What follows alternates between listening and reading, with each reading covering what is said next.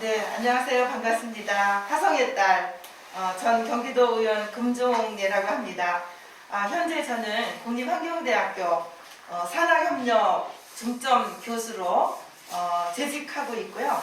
대한민국 500만 회원을 자랑하는 대표 여성 지도자 단체인 한국여성단체협의회 재정위원장으로 열심히 활동을 했고요.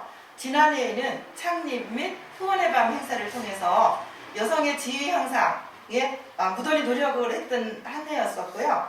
또 한 가지는 노인이 행복한 세상을 만드는 일에 제가 대한노인의 중앙회 김호일 우리 노인회 회장님을 중심으로 해서 정책 자문위원으로 위촉을 받고 노인의 행복한 세상을 위해서 열심히 나름대로 활동을 해왔다고 생각이 들어집니다. 또 특이할 만한 것은요. 제가 그 법무법인 로펌 AK라고 있는데 지역사회 주민들이라든지 아니면 뭐 하여튼 커뮤니티를 위해서 이렇게 그 자문위원장으로서 열심히 활동을 그동안 해왔습니다.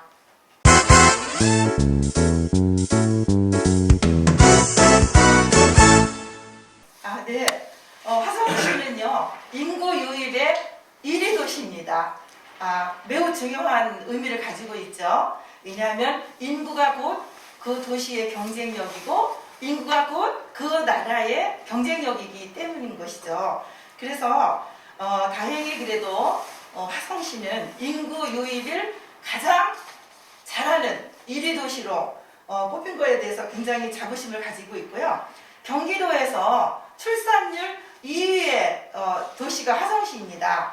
제가 여기서 좀 강조하고 싶은 것은 경기도 재선의원, 경투위원장, 경제과학기술위원장 재직 시에 제가 전국의 최초로 인구 지원 조례라는 것을 제정했습니다. 그래서 큰 언론에도 보도가 된 바가 있는데 전국 최초의 인구 지원 조례를 통해서 그때 예산을 수립하고 그 다음에 이런 5년에 한 번씩 도지사가 할 수 있도록 그런 제도적 방법을 만들어 놨기 때문에 경기도에서 출산율이 가장 높고 그 중에 제가 살고 있는 화성시가 2위의 그런 출생률 도시가 된 거에 대해서 굉장히 자부심을 가지고 있고요. 또 한 가지는 인구 얘기가 굉장히 중요하기 때문에 영국의 인류학자인 데이비드 콜먼 교수라는 분이 계세요. 그 교수가 2014년도에 대한민국이 전 세계에서 가장 출산율이 낮았기 때문에 뭐라고 얘기를 했냐면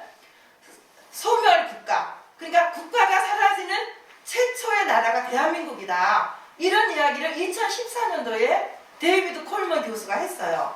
근데 지금 사실 우리나라에도 얼마 전에 보도를 들으니까 없어지는 군이 굉장히 많이 생겼더라고요. 군 자체가 없어지는 거예요. 그래서 화성은 그래도 인구 유입 2위 도시라는 거에 대해서 굉장히 자부심을 갖고요. 또 한 가지는 제가 통계청 자료를 봤는데요. 2022년도 올해 2월 6일이니까 엊그저께 일이에요. 엊그저께 통계청 자료를 보니까 우리 화성이 93만 4,496명이라는 놀라운 인구가 유입이 됐어요. 그러면 곧 100만 도시가 된다는 이야기가 되겠죠. 얼마 전에 수원시, 고양시, 또 어디죠? 용인시가 특례시로 이렇게 제정이 됐는데 우리는 아마 이번 민선 8기를 통해서 바로 100만 도시가 되지 않을까 이런 생각을 가지고 있습니다. 그래서 그럴 때 여성이 최초의 화성시장이 된다라고 하면 저는 타 후보보다 남다른 그런 강점이 있다고 생각되었습니다. 첫 번째는 화성애라고 생각합니다. 화성을 사랑하는 마음. 물론 다 사랑한다고 하겠죠. 그러나 저는 남다른 애정을 가지고 있는데 그 중에 하나가 뭐냐 하면 그동안에 우리 화성에는요. 물론 지금 글로벌 시대이기 때문에 뭐 굳이 고향을 얘기할 건 없지만 그래도 화성에는 낙하상이라는 정말 들어보지 못한 그런 낯선 이름으로 공천을 해서 화성에다 사랑도 모르고 지역도 모르면서 당선이 되면 그냥 시정을 피다가 또 낙선되면 사라져버리는 그런 경험을 우리가 갖고 있지 않습니까? 그래서 저는 남다른 그런 머물다 가는 시장이 아니라 우리 주민들도 시민들도 머물고 싶은, 떠나지 않는 정주형 시민이 되도록 그런 사랑을 가지고 있기 때문에, 여러분 아시다시피 저는 행정학을 전공한 행정학 박사로서 또 현재 교직을 하고 있습니다, 대학에서. 그래서 이론과 실제를 경험을 가지고 있기 때문에 타우 후보보다는 경쟁력이 있지 않나, 이런 생각을 가지고 있고요. 진짜 화성이 키운 찐 화성딸이기 때문에 100만 도시를 위해서 멋진 디자인을 제가 할 수 있다, 이런 생각을 가지고 저에게 맡겨지면 적임자가 아닐까, 그런 생각을 가져봅니다.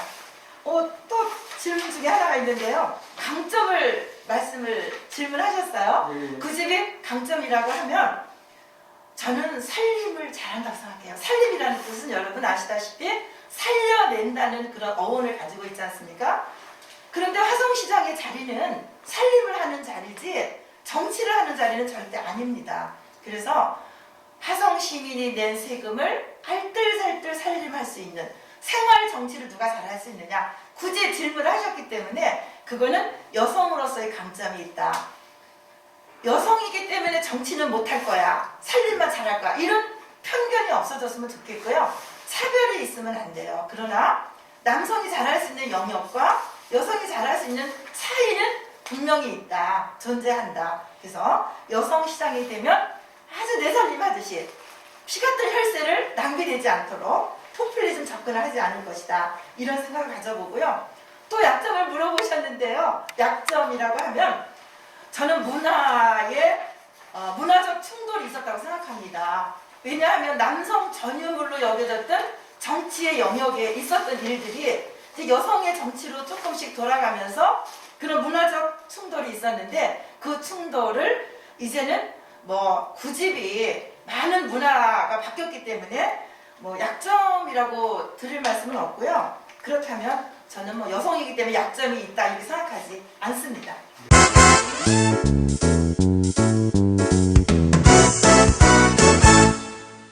네, 첫 번째도 경제, 두 번째도 경제, 세 번째도 경제라고 생각합니다.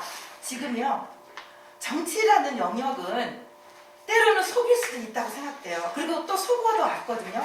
그러나 손에 잡히는 경제만은 어떠한 정치인도 대통령도 속일 수 없다는 생각을 가지고 있습니다. 그 대표적인 사례가 구집이, 예를 들자면 우리 소득 주도 성장, 그쵸? 그런 이야기들 때문에 우리는 굉장히 많은 아픔을 겪었거든요. 그래서 경제는 그 누구도 속일 수 없다라는 신념을 가지고 있고요.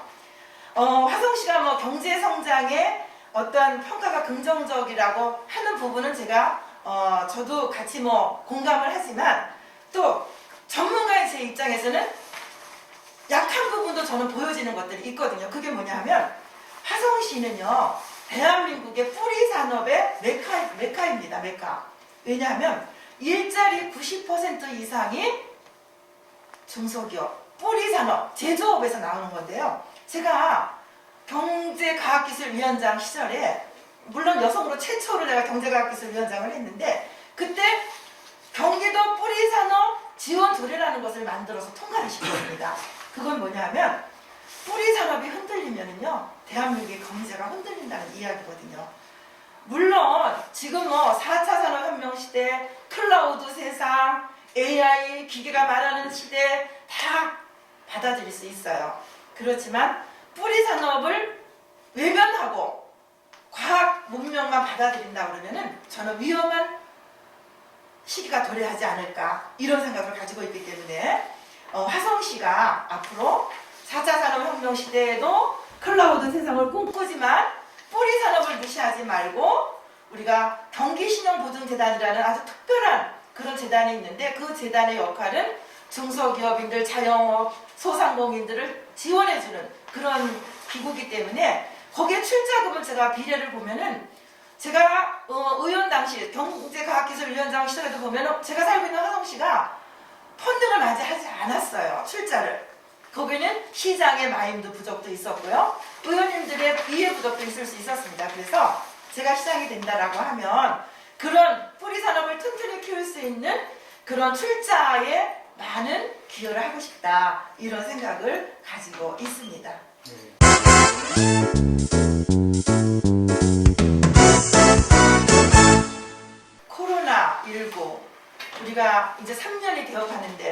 굉장히 낯선 이름이에요. 그러나 지금은 굉장히 귀에 익숙한 단어가 되었어요. 전 세계가 팬데믹을 선포하는 것은 그렇게 흔한 일은 아니었었죠. 그런데 이번에 코로나19는 팬데믹 상태로 지금 돌입을 했고요. 화성시만의 문제는 아니라고 생각이 들었습니다. 그래서 정말 이제는 어쩔 수 없이 받아들여야 되고, 우리가 3차 접종도 했지만 위드 코로나 시대를 우리 화성 시민들이 받아들여야 될 시기가 됐다. 그래서 함께 가야 되는, 우리가 거부할 수 없는, 그래서 아마 정부도 제가 알기로는 이번 주가 지나면은 오미코로나 확산 때문에 아마도 감기처럼 살아야 된다, 이런 발표를 제가 들어본 적이 있습니다. 그래서 화성, 제가 끝부분에 설명을 드릴 건데요. 화성 시민들을 위한 경제회복 대책은 아무튼 빨리 이 코로나가 우리가 이렇게 격리시키지 말고, 자영업 하시는 분들이 그냥 우리가 그 감기할 때 독감 주사 맞고 이렇게 하듯이 자연스럽게 경제 회복될 수 있도록 자영업 하시는 분들, 중소기업인들, 또 소상공인들, 이런 분들한테 좀 문이 활짝 열려질 수 있도록, 이거는 화성시가 해야 될 문제만은 아니고요. 정부 차원에서 해야 되지 않을까, 이런 생각을 가지고 있습니다.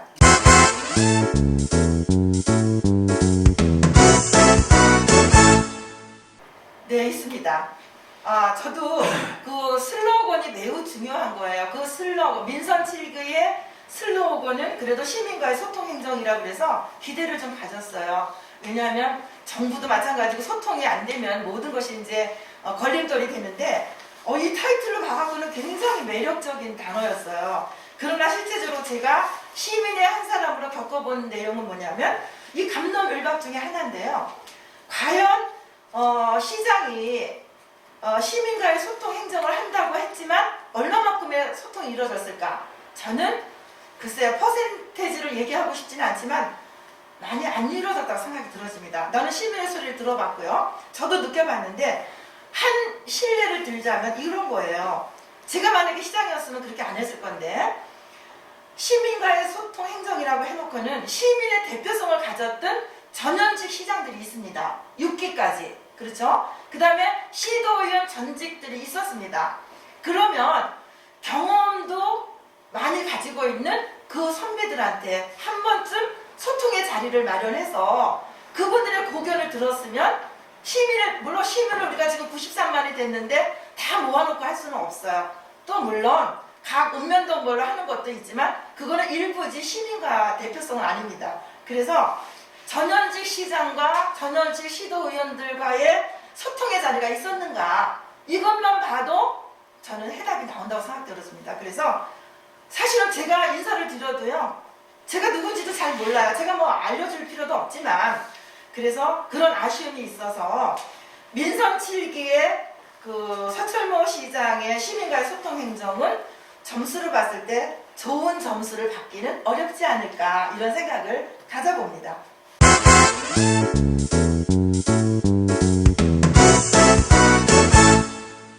네, 대안이 있습니다. 어떤 대안이냐면요, 매우 중요한 질문을 해주셔서 감사하고요. 대안은 이겁니다. 행정 중심에 누가 있는가? 행정 중심에 누가 있는가가 저는 키워드라고 생각이 들어지고요. 그리고 행정 서비스의 수요자가 누군가를 안다고 하면 거기에 해답이 있습니다. 정치적인 접근 방법이 아닌 시민 중심의 접근 방법이라고 하면은 거기에 무슨 여야가 필요하지 않습니다. 물론 선거 때는 각 정당별로 서로 경쟁하지만 당선된 이후에 지금 현실에서 봤을 때는 굳이 여당과 야당을 나눌 필요가 없습니다.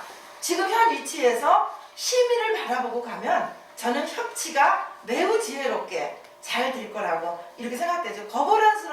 거버넌스라는 것이 그런 거 아닙니까? 협치인데 정말 시민을 중심에 놓고 그런 관점으로 다가가면, 제가 만약에 지금 현 시점에서 야당 시장 후보가 돼서 또 야당 시장이 당선된다 하더라도 저는 시민 중심을 바라보면 반드시 거버넌스를 잘 이룰 수 있다, 이런 생각을 가지고 있고요. 제가 한번 맡겨주신다면 또 동서간의 화합과 또 균형적인 멋진 그런 아름다운 성장 도시로 디자인하는데 별 문제가 없고요. 진짜 화성이 키운 화성의 딸 금종리에게 여러분 한번 맡겨주셨으면 좋지 않을까 그런 생각을 가져봅니다.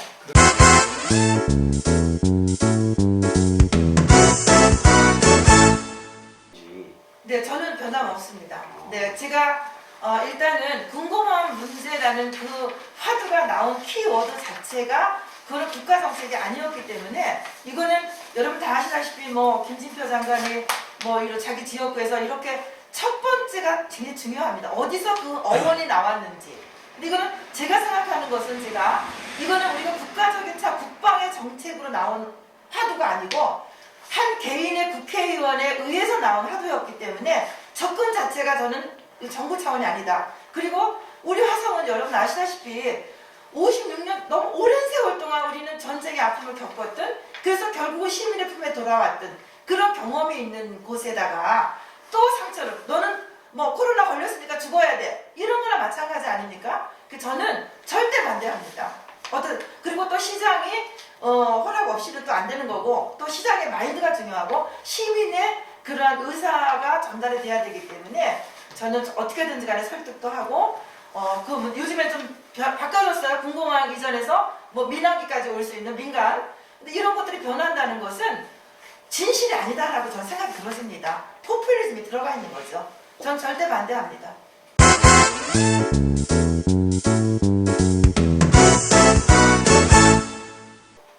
아주 정말 예리한 질문을 해주셨는데요. 저는 이제 여러 가지 네임을 가지고 있어요. 근데 보통 사람들이 여성 정치인 하면 아주 와일드하고 거칠고 왜냐하면 정치의 성격이 와일드하기 때문에. 근데 저는 시집을 6권이나 냈거든요. 그러다 보니까 늘 글 쓰는 시인의 마음으로 접근하기 때문에 도의원할 때도 기자님들이 그렇게 썼어요. 시인의 눈으로 바라본 도의원 누구누구. 저는 한 번도 다툼이 없었어요. 시어라는 것은 나쁘고 거친 말을 쓸 수가 없거든요. 이제 그런 마음으로 하고요. 또 한 가지는 제가 워킹맘이잖아요. 워킹맘, 일하는 여성으로서 정말 일하는 여성도 사회에서 할 역할이 있다. 꿈을 가져라. 근데 사람들은 영토를 생각할 때 계속 그냥 뭐 땅의 넓이, 아파트의 크기, 사무실의 크기 이런 거를 보는데 저는 여성들한테 하고 싶은 말은 꿈을 키웠으면 좋겠다. 여성도 정치 얼마든지 할 수 있다. 그 영역이 정해진 것이 아니다. 왜냐하면 프랑스 같은 나라에는 우리 기자님 아시다시피 남녀 동수법을 만들었거든요. 그래서 남녀가 법으로 인정해서 아주 행복한 세상을 만드는데 여성도 도전해봐라. 저도 나는 천박한 땅에서 30대 최초에 내가 경기도의원 그거 재선 이렇게 하면서 남자 의원들이 그러더라고요. 배지를 똑같이 달았는데 여성 의원 누구누구, 여성 의원 금종 이렇게 불러서 제가 배지에 여자가 없다. 그래서 여성들도 전문직에 있는 여성들은 아니면 또 주부들도 전문직이거든요. 그래서 꿈을 가지고 도전을 하는 것이 좋지 않겠나. 그래서 꿈의 영토를 꿈의 크기를 좀 크게 키웠으면 좋겠다. 거기에 제가 롤 모델이 됐으면 좋겠고요.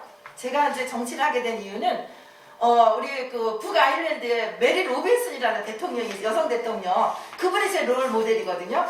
그분은 딸로 태어나서 불합리한 것 때문에 여성 대통령이 됐는데 뭐 독일의 마르켈 말할 것도 없고요. 메르켈. 그래서 저는 여성들에게 일하는 여성들에게 꿈을 가져서 원하는 꿈을 실현했으면 좋겠다. 정치가 됐든 시인이 됐든 직장인이 됐든 모든 분야에서 그런 말을 전하고 싶습니다.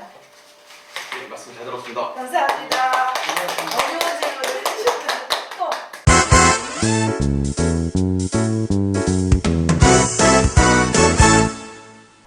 화성시민, 사랑하는 화성시민 여러분, 이제 93만이 넘었는데요. 아까 우리 사회자께도 말씀해 주셨지만은 외국인들이 4만이 넘었고요. 내국인들만 88만이 넘었습니다. 외국인도 우리 국민이고 우리 시민입니다. 그래서 93만이 넘는 대도시의 화성시민 여러분한테 드리고 싶은 말씀은요.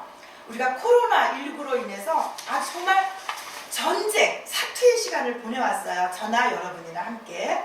한 번도 겪어보지 못한 위기 속에서 시민의 그런 안전과 행복만을 바라보고 끊임없는 고민과 구상 속에서 저도 달려왔거든요.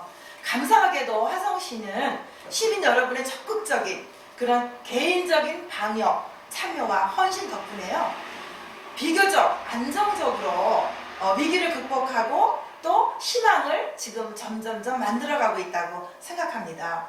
성숙한 시민 의식을 보여준 화성시민, 지혜로운 화성시민 여러분들께 진심으로 마음을 담아서 감사를 전하고 싶습니다. 저는요, 행정 전문가입니다. 그래서 행정학 박사로서 또 교수로서 공정과 상식의 철학으로 기득권에 설력되지 않고요, 많은 시민들이 시정에 참여할 수 있도록, 모든 시민들이 소외되지 않도록 기회가 부여되는 그런 열린 행정, 열린 공정의 시대를 만들어 가기 위해서 노력할 것입니다. 앞으로 지속적으로 그 역할을 다 할 생각이고요. 청소년, 특히 여성들, 또 장애인들, 그리고 노인, 사회적 약자들과의 아름다운 동행을 통해서 지역사회가 따뜻하고 올바른 경쟁력을 키워가는 시민이 주인공이 되는 그러한 따뜻한 시정을 만들고 싶고요. 이제는 정말 달라져야 하고요. 반드시 변해야 합니다. 화성의 미래가 곧 시민의 미래이기 때문인 거죠. 제가 땀이사라는 이사장을 하고 있거든요. 땀이사 포럼의 이사장을 맡고 있는데요. 땀이사라는 건 이런 거예요. 따뜻한 미래를 여는 사람들의 모임. 여러분, 따뜻한 미래를 여러분과 함께 만들고 싶어서 제가 포럼을 만들었고요. 이사장직을 역임하고 있습니다. 공정과 상식 통합을 실현하고요. 청렴, 정말 깨끗한 청렴한 그런 것을 토대로 진정성 있게 시민을 중심으로 소통을 하도록 최선의 노력을 할 것입니다. 언제나 시민이 화성의 그런 주인인 것을 기쁘게 생각하는 정직하고 또 담대한, 정말 용기가 필요한 그런 변화를 화성 시민 여러분들과 함께 만들어 가고 싶은데 저와 함께 아름다운 동행을 해주셨으면 고맙겠습니다. 감사합니다. 그리고 화사연, 특별히 제가 처음 제 이야기를 나누었는데요. 귀한 자리 마련해 주셔서 감사하고, 박봉석 우리 기자님을 비롯해서 여기 계신 기자님 감사를 드립니다. 그리고 무척 여러분 사랑합니다. 감사합니다.